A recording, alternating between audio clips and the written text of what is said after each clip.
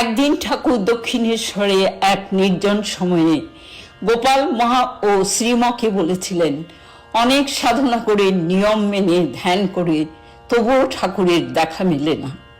তখন শ্রীম জিজ্ঞেস করলেন, তাহলে কি সাধনা ঠিক মতো হয় না ঠাকুর?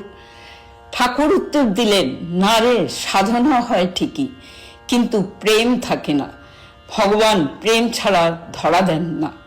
প্রেম যদি থাকে তবে ভগবান ছুটে আসে। ঠাকুর উপমা দিয়ে বোঝালেন, দাঁতের মাজন যেমন গায়ে লাগে না, প্রেমহীন সাধনাও ঈশ্বরের গায়ে লাগে না।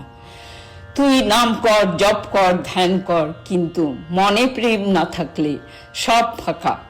গোপাল মা কাঁদতে কাঁদতে বললেন, ঠাকুর আমার কিছু নেই, শুধু তোমায় ভালোবাসি। ঠাকুর হাত জোর করে বললেন, এই ভালোবাসাটাই মা যথেষ্ট। ভালোবাসাতেই ভগবান ধরা দেন।